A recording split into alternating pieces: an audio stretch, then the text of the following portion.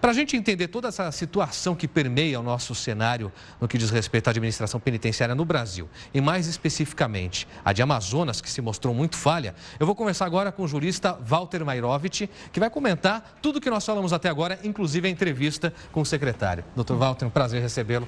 Boa noite. Boa noite. Doutor Walter, acho que é inevitável a gente começar falando sobre a entrevista, porque o senhor estava aqui ouvindo tudo que o secretário colocou. O que dá para a gente avaliar da própria declaração dele dizendo que houve uma falha e uma falha praticamente previsível diante daquilo que aconteceu? Será de fato que nós estamos com o sistema penitenciário falido no Brasil? Eu não tenho dúvida a respeito disso, porque a gente não pode encarar só a situação do estado do Amazonas.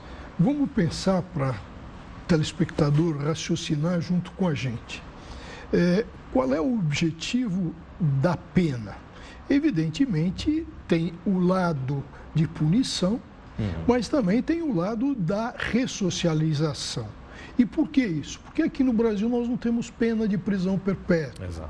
Nós não temos pena de morte, felizmente.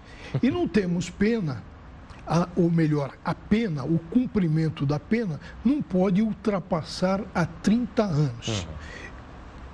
Esse é o alicerce.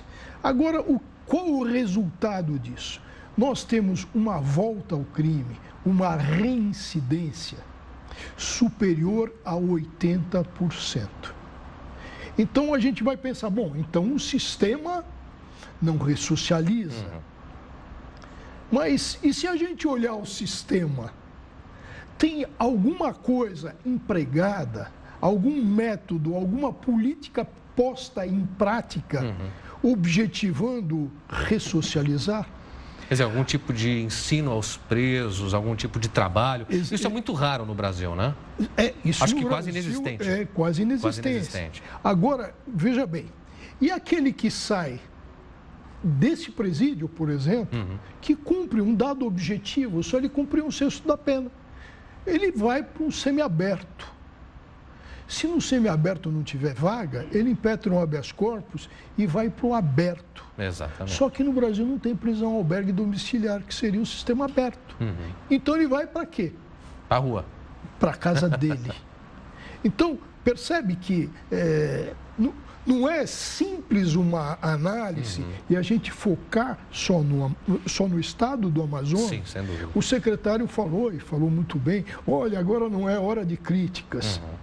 Veja, mas não se pode, esquece aquele estado, mas dá para se imaginar um sistema fechado de reclusão, encostado a um semiaberto, em que quem está no semiaberto deveria estar pronto para uma melhoria, já teve uma passagem pela ressocialização, tanto é que ele vai para a rua e volta. Agora, o que esse sistema, que a gente está vendo, com 80% de reincidência, produz?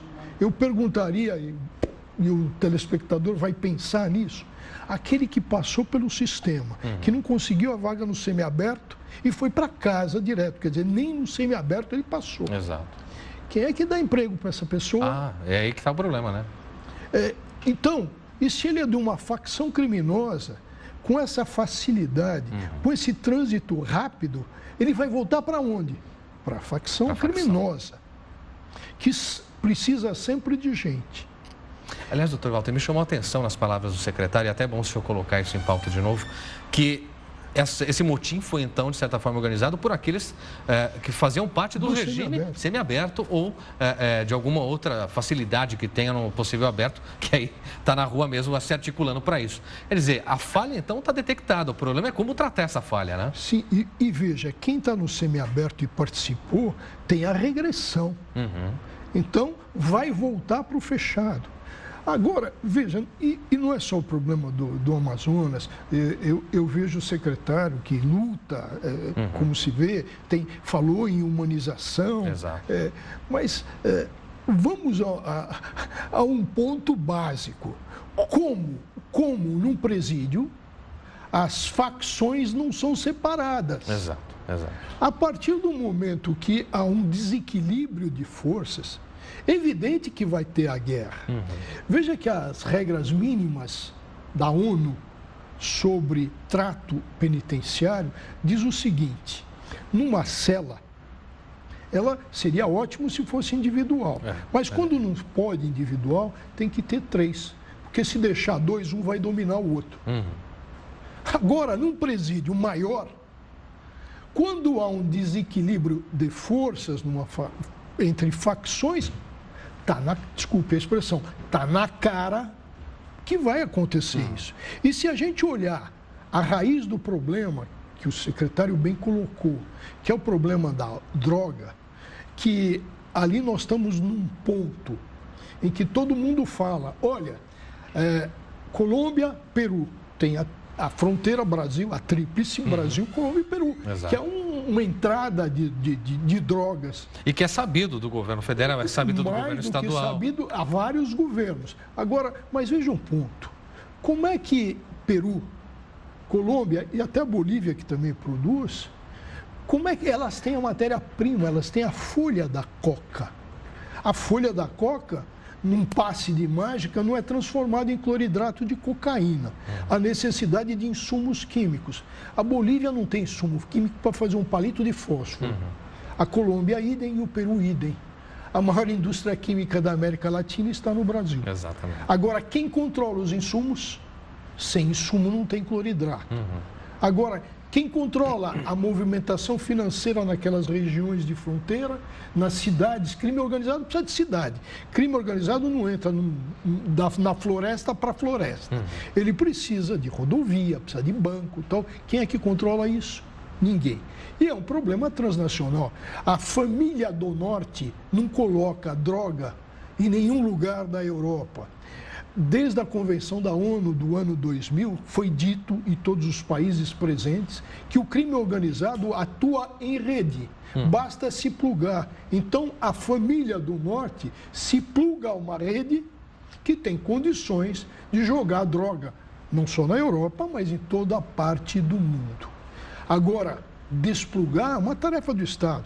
Agora, vamos deixar bem claro, com relação ao plano de segurança que foi apresentado, diante desse cenário dantesco, e com soluções que precisam ser rápidas. E algumas soluções que ficaram obscuras no lançamento desse plano, né? A gente não sabe exatamente o quê. Sim, é típico caso, mais uma vez, de se colocar um esparadrapo para tentar se consertar uma fratura exposta. Não vai se consertar nunca. 5 presídios com déficit grande. Se vai falar, as políticas, e a ministra, secretária de Direitos Humanos, coloca bem a questão. Reexaminar quem é que deve ir para um regime prisional fechado. Mas isso vem à tona num momento em que o Brasil assiste a essa tentativa que se fez de se deixar a democracia de lado e o Brasil virar uma cleptocracia, um governo de ladrões.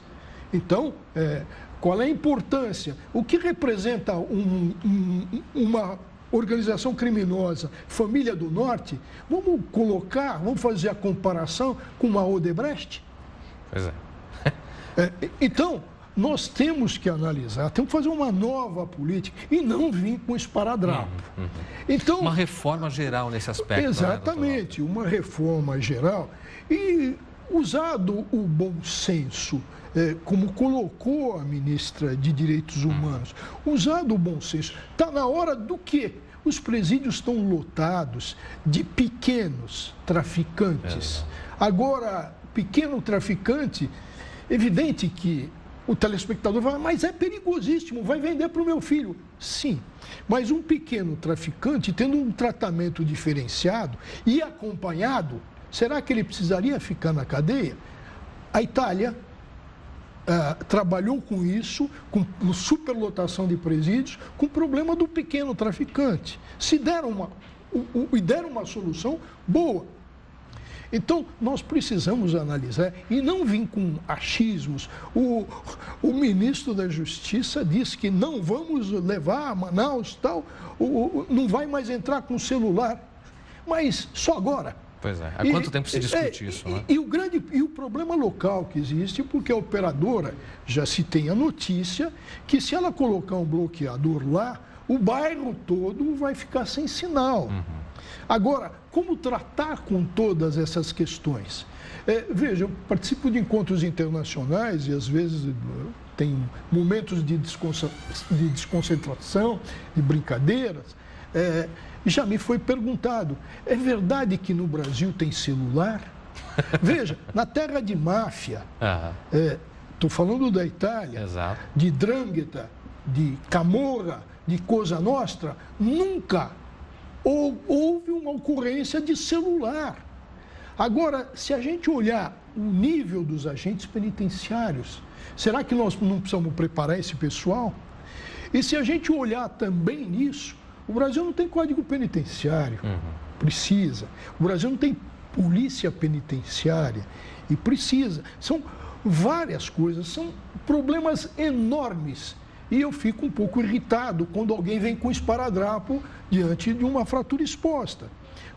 O problema não é só no celular em Manaus.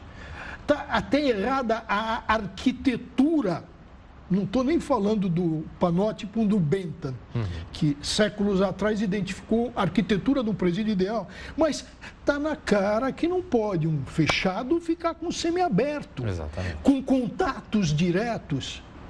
Então, tem muita coisa a fazer. Muito bem. Doutor Walter, o que a gente viu foi uma sucessão de erros, mas que esperamos que daqui para frente mude, se o governo entender de fato, como o senhor colocou aqui, algumas saídas que têm a ver com uma reforma muito mais ampla.